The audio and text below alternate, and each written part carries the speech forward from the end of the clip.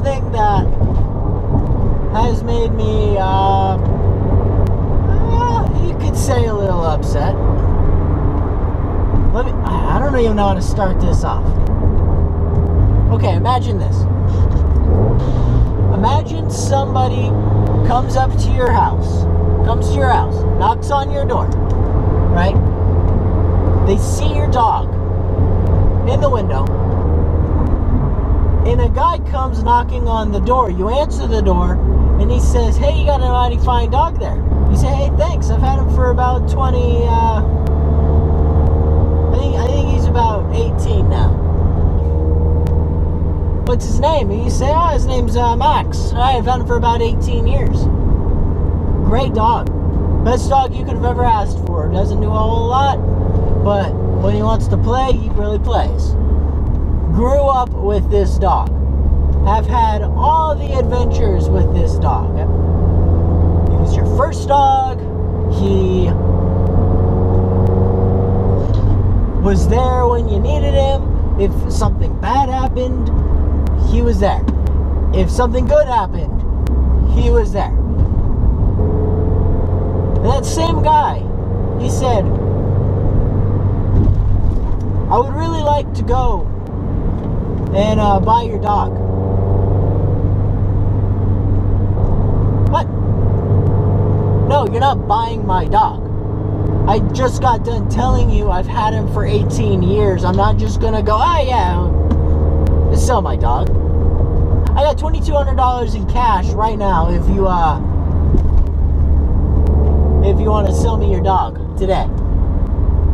You can take that $2,200 and you can shove it right up. What I'm trying to say is that you don't have somebody come to your door and ask you if they can buy your dog that you've had for around 18 years. Now, what happened the other day, what brings up that example, no one came up and tried to buy my dog. But close. My dad, when I was probably around 4 years old, picked up, he traded in, I think a 93 Jeep Wrangler, the 6-cylinder one that's, I think it was like a 4.0, I think it was a 4.0 6-cylinder Jeep Wrangler. But he absolutely loved this Jeep. Well, when I was born, my mom, she said, "Hey, we got to get rid of that Jeep. Jimmy's head is bobbing too much in the car seat." But he parted with this Jeep in favor of picking up a manager special, 5,000 miles on it, 1993 Ford Lightning F-150. My head didn't bob around in the car seat. My mom was furious. But, hey, that's an alright substitution. My whole life, essentially the part of my life that I can remember, I can't remember when I was a newborn up until I was 3 years old. I have no idea what happened there. But from about 4 years old and on, I can remember bits and pieces of my life. Much of which what I can remember involves this truck. Now, if you don't know what this is, go on Google, pause this video right now, go on Google, type in 1993 Ford Lightning. As long as I can remember, this truck has always been around. I don't remember this Jeep. I didn't know my dad had a Jeep. But I knew my dad had this Lightning.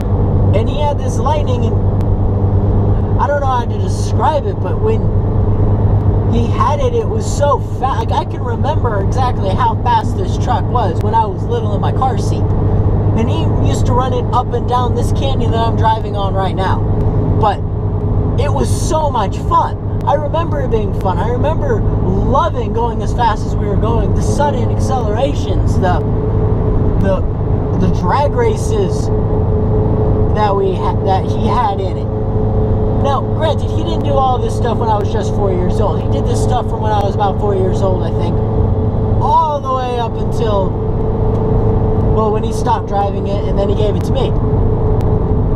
Now, when he gave it to me, it already had Bassani exhaust on it, a cold air intake, and various go-fast bits that, you know, some trucks have, some cars have. Because, my dad's like me. I'm like my dad, really. And I like to hop up cars. I like to have fun with cars. Because you can see, we race cars. He races cars. When I got this truck, this is the truck I learned how to drive on. I learned how to drive in this truck. I didn't get my license in this truck, but I learned how to drive and gauge things and really learn all the etiquette of driving in this truck. And then I started taking it to high school, and this truck was the coolest car in high school. Nothing was cooler than this truck. Not even the fake Yanko this one kid had. He had a Chevelle that said Yanko on the side, and it was fake as hell. It was just some stickers. This truck he's always been in my life. This truck has been there when I was driving it, whenever I had a good day or a bad day, or I was super mad at something going on at home. I could get in this truck and just go wherever I wanted.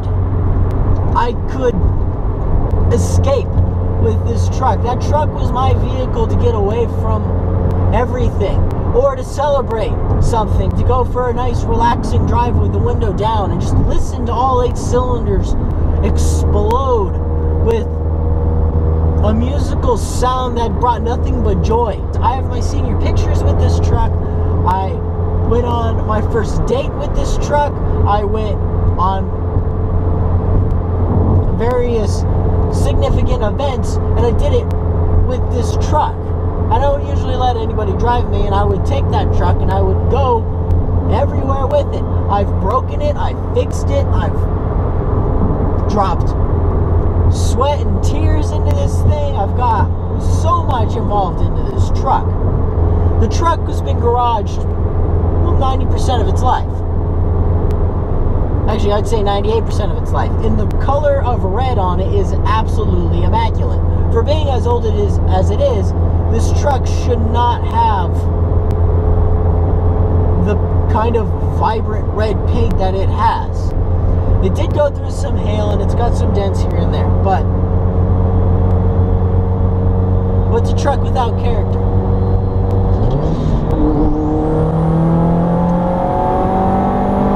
I had a car try to pass me right there in that corner, and that wasn't happening.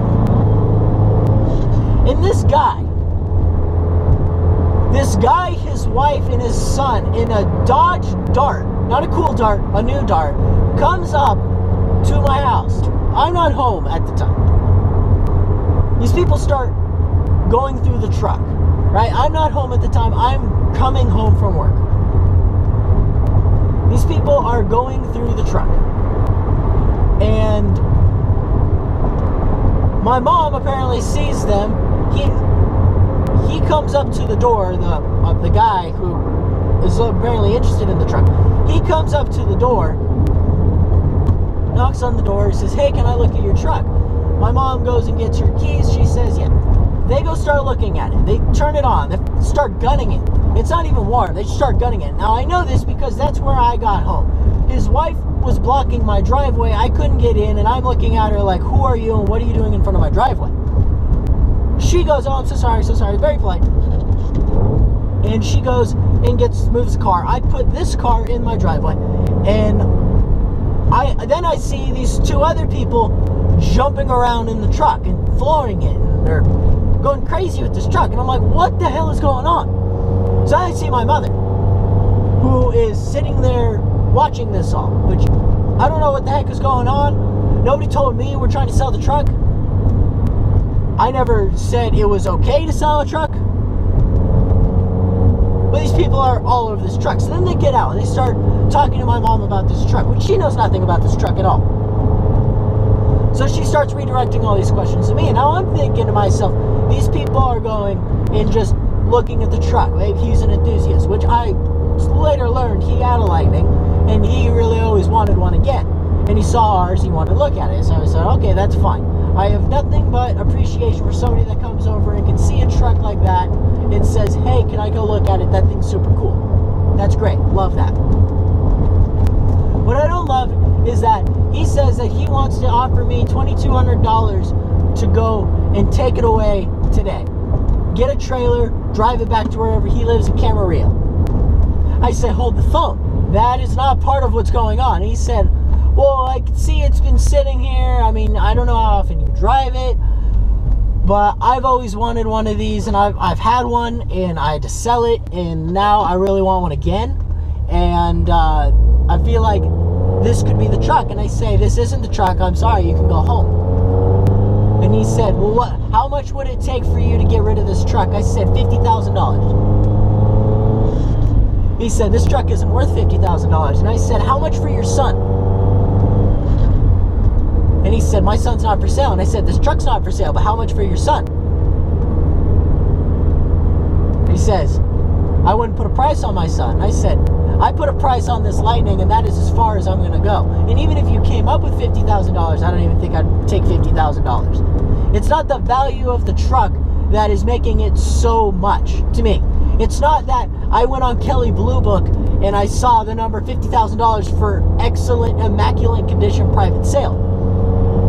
It's that you have just come to my house and offered me $2,200 for a family member. Vehicles and cars, to me, cars are not 2 tons of metal and plastic and glass and seat belts wrapped around with rubber. That's not what a car is. A car is a piece of your life. A car holds so many memories that it becomes part of your family. It's got a personality to it. It's not just a thing. With most people, sure, it's a mode of transportation, and that's all that is. This car that I'm in, this Subaru, is now a part of my family. It would kill me to get rid of this car. It kills me to get rid of any car. That's why I've only gotten rid of one, and it was a bastard redheaded stepchild that I did not want anymore.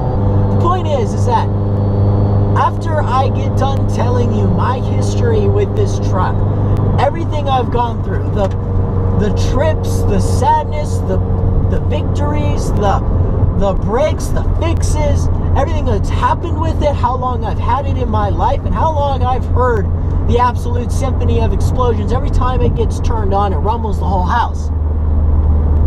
You don't go and offer me $2,200. You just don't do that. You do not go up to somebody's house and say, I'll give you $2,200 today. First you ask, are you selling it?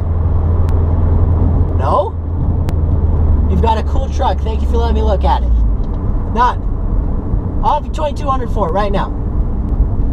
I'm sorry, money talks, but not that loud. Especially not if you had it in my hand and I could smell it. That's just not right.